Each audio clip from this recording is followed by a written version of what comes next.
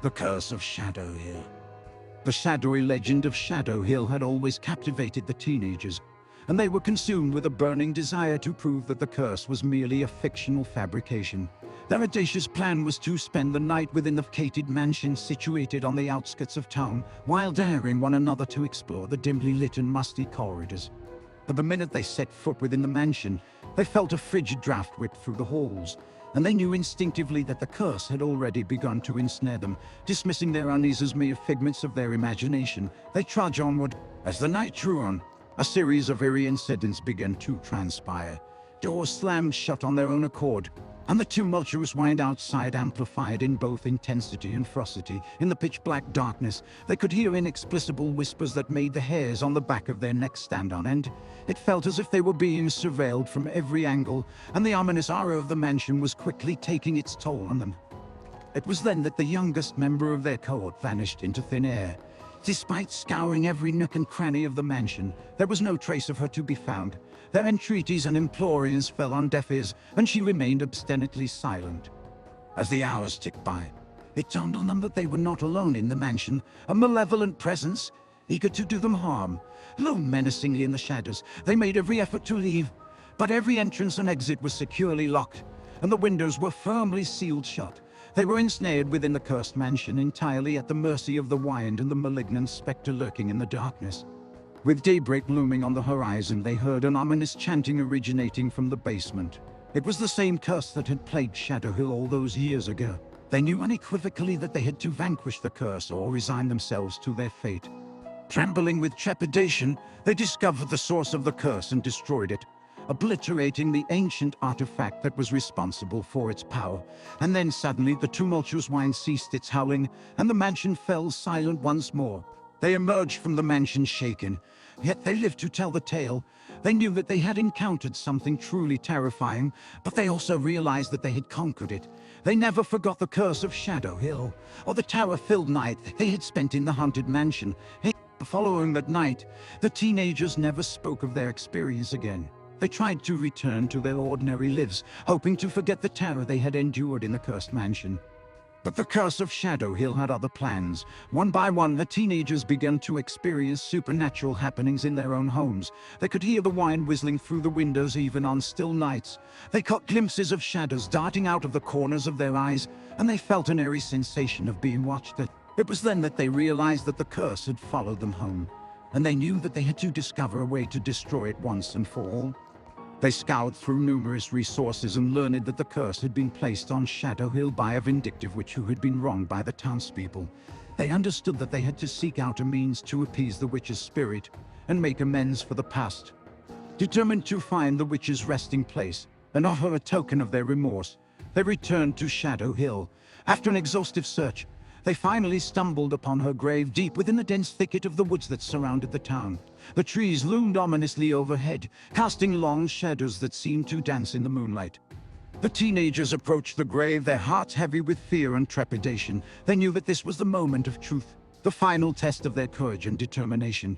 They knelt down beside the grave and placed a bouquet of wildflowers upon it, their heads bowed in solemn reverence. "Please forgive us," one of them whispered, her voice trembling with emotion. "We never meant to cause you any harm. We only wanted to prove that the curse was just a myth."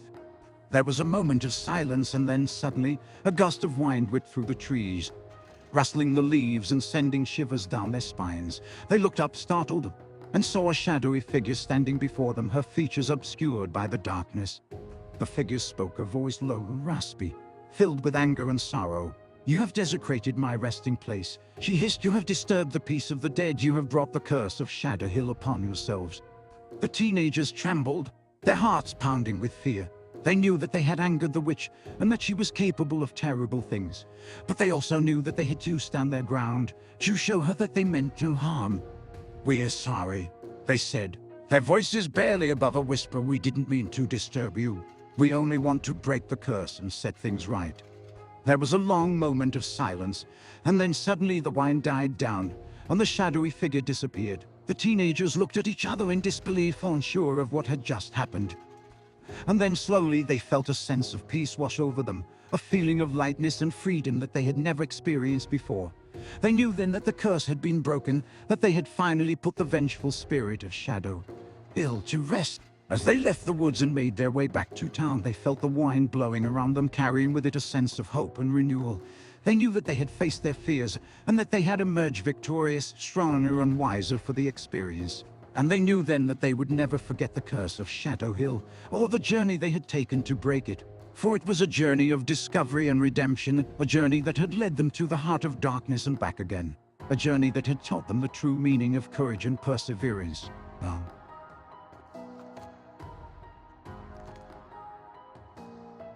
The dark presence at Shadow Hill. The family had been scouring the town for months, hunting for a new home that met their needs. Finally, they stumbled upon a gorgeous old house on Shadow Hill that appeared to have been sent from above. The moment they stepped inside, they were struck by its grandeur. The ceilings were high. However, the moment they moved in, they were immediately hit by an overwhelming sense of unease. At first, it was a mere intuition, a feeling that something was amiss that they couldn't put their finger on. Yet as the days went on, this feeling grew stronger and more difficult to ignore. The anomalous events started small. Doors they were positive they had shut were left open upon their return. Temperatures suddenly plummeted, and eerie sounds emerged from the walls. The wind was the worst of it, ceaselessly blowing and rattling the windows, as if trying to claw its way inside. At first, they attributed the bizarre occurrences to the quirks of residing on Shadow Hill, but soon they began to realize that something was seriously off. They began to feel like they were being watched, catching glimpses of movement out of the corners of their eyes. Even though the family tried their best to overlook the peculiar happenings, it was impossible to disregard the overwhelming sense of foreboding that lingered over the house. They started to bicker more, and the children began to struggle to sleep through the night.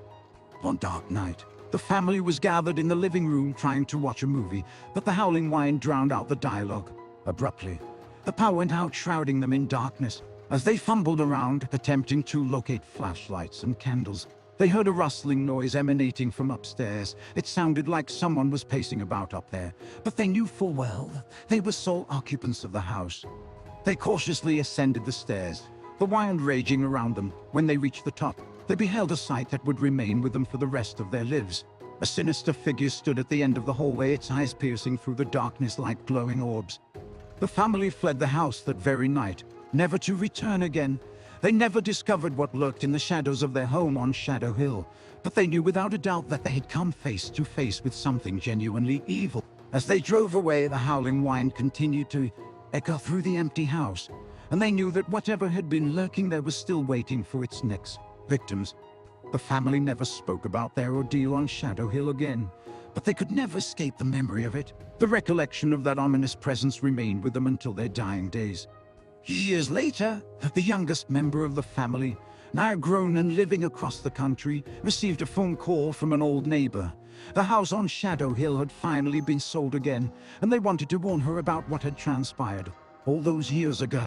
The young woman listened intently, her heart racing as she recalled the fear and dread she had experienced as a child in that house. She thanked the neighbor for their warning and ended the call, realizing that she would never set foot on Shadow Hill again. But as time passed, the memory of that sinister presence continued to haunt her. She would wake up in the middle of the night, sensing like she was being scrutinized, and she would remember the glowing eyes of the figure in the hallway. One night she had a dream. In the dream, she was back in the house on Shadow Hill, but this time everything was different. The house was filled with light, and the air was filled with the sound of laughter and joy. She walked through the halls, feeling a sense of warmth and comfort that she had never experienced in the house before. As she walked, she saw the figure again standing at the end of the hallway, but this time it was different. The figure was no longer menacing or dark, but instead, it radiated a sense of peace and tranquility. The young woman approached the figure near, and as she did, she felt a sense of familiarity. It was as if she had known this figure her entire life. The figure reached out its hand, and the young woman took it. As she did, she was enveloped in a warm, comforting embrace. She felt a sense of love and acceptance that she had never experienced before. And as she looked up, she saw the face of her grandmother, who had passed away many years before. Her grandmother smiled at her and said, "It's okay, my dear, you're not alone." You never were, and with those words, the young woman knew that she was not haunted by the dark presence at Shadow Hill anymore. She had conquered her fear and found peace. The young woman woke up with tears in her eyes, feeling a sense of gratitude and joy that she had never experienced before. She knew that her grandmother had visited her in her dream and had helped her find the peace that had eluded her for so long. From that day forward, the young woman felt like a weight had been lifted from her shoulders. She no longer felt haunted by the dark presence at Shadow Hill, but instead she felt a sense of love and comfort whenever she thought of the house. Years later, when she had children of her own, she took them back to Shadow Hill. She wanted to show them that the house was not haunted by darkness, but instead it was a place filled with love and warmth. As they walked through the halls, the young woman told her children the story of the dark presence that had once haunted her, but she also told them the story of how she had conquered her fear and found peace. And as they sat on the porch swing, sipping lemonade on a warm summer evening, the young woman knew that she had finally found the peace that had eluded her for so long. The house on Shadow Hill was no longer a place of darkness and fear, but instead, it was a place of love and acceptance. The Demon of Shadow Hill. As a series of atrocious murders swept through the small town of Shadow Hill, the community was thrown into a state of panic and despair. The police department, tasked with investigating the heinous crimes, was met with a daunting task as they were unable to find any clues or witnesses. As the body count continued to rise, it became clear that this was no ordinary killer.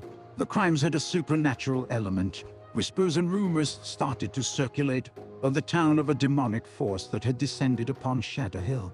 The people spoke of a demon that had been summoned by the wind, whose sole purpose was to feast on the souls of the innocent. At first, these murmurs were dismissed as mere superstition, but as the murders persisted, it became evident that the town was facing a force of pure evil that had taken up residence within their boundaries. The police chief, an experienced veteran of many years, knew that he had to act fast before the situation became even more dire. He quickly assembled a team of the town's bravest and most skilled citizens, and together they set out to hunt down the demon. Their search took them to various places around the town, from the abandoned mansion to the old cemetery, but they could not find any sign of the demon's presence.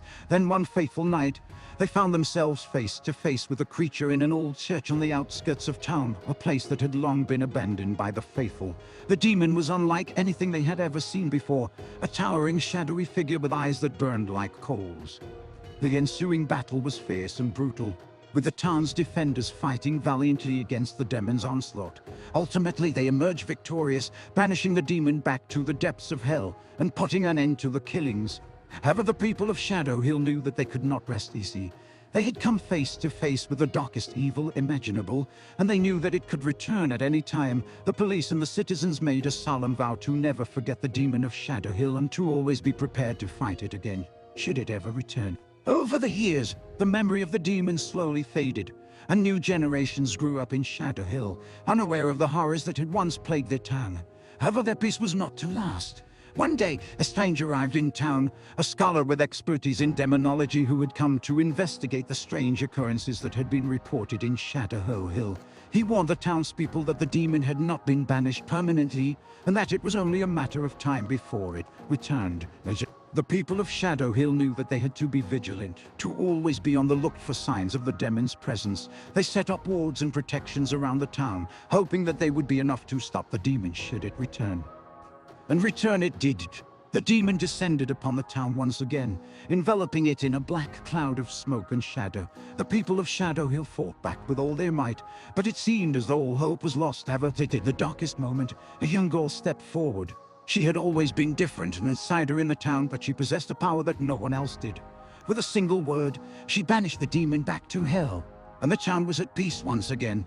And the people of Shadow Hill knew that they had been saved by the power of faith and courage. They vowed to never forget the demon of Shadow Hill for as long as the wind continued to blow through their town.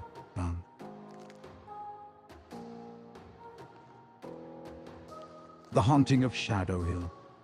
In the quaint town of Shadow Hill, the eerie howling wind was as much a part of the fabric of everyday life as the scorching summers and bitter winters. For years, the townsfolk had grown accustomed to the relentless gusts that plagued the town every night. However, for a group of intrepid friends, the howling wind represented an unsolved mystery that needed to be uncovered. One fateful evening, as the wine began to gather force, the friends embarked on a quest to uncover the enigmatic source of the chilling gusts. With flashlights in hand and steely determination in their hearts, they traversed the deserted streets, combing for any traces of clues that would lead them to the truth. The wine, which grew strong as they approached the outskirts of the town, whipped at their clothes and threatened to knock them off their feet. Yet the group remained undeterred, driven by a sense of curiosity and an unrelenting desire for answers. Their quest came to an abrupt end as they arrived at the abandoned mansion on the edge of town. Inside the mansion, they stumbled upon a hidden room that was sealed off from the rest of the house. Upon entering the room, they discovered a diary written by a young woman who had lived in the mansion over 100 years ago. To their shock and horror, the diary revealed that the young woman was a witch who had summoned a powerful spirit to protect herself from those who sought to harm her. The spirit grew too powerful and turned on her, unleashing the chilling wine that tormented the town to this day. As they continued to read the diary, the friends realized that the witch had made a deal with the spirit, offering the souls of the town's residents in exchange for her own safety. Every night, the wine blew through the town as a reminder of the pact that had been made so long ago. Armed with this knowledge of the witch's betrayal, the friends knew that they had to act. They performed a ritual to break the curse, calling upon the spirit to leave Shadow Hill forever. As they completed the ritual, the wine began to die down, the howls fading away to a gentle breeze. However, their relief was short-lived as they began to notice strange things happening around them. Shadows danced along the walls, whispers echoed through the empty streets, and a sense of unease settled in the pit of their stomachs. It wasn't until they arrived back at their own homes that they realized the true horror of what they had done. The ritual to break the curse had unleashed something much more sinister than the chilling wine. Something dark and ancient had been awakened, and it was hungry for revenge. One by one, the friends began to experience terrifying encounters with the supernatural. Doors creaked open on their own, objects moved without explanation, and whispers in the dead of night threatened to drive them mad. Desperate to find a way to stop the evil that they had unleashed, the group discovered that the witch's spirit was not the only entity that had been summoned. A demonic presence had been awakened along with it, and it was growing stronger with each passing day. With no other options left, the friends banded together to confront the evil head-on. Armed with nothing but their wits and the knowledge they had gleaned from the witch's diary, they set out to banish the demon back to the depths of hell. The final battle was brutal and unforgiving, but in the end the friends emerged victorious. The demon was banished back to the underworld, and the town of Shadow Hill was once again at peace. However, the friends knew that they could never forget what had happened. They had awakened something that should have remained buried, and they had paid the price for their curiosity. Their minds raced with thoughts of the darkness that they had unleashed upon their town and the terrifying consequences that followed.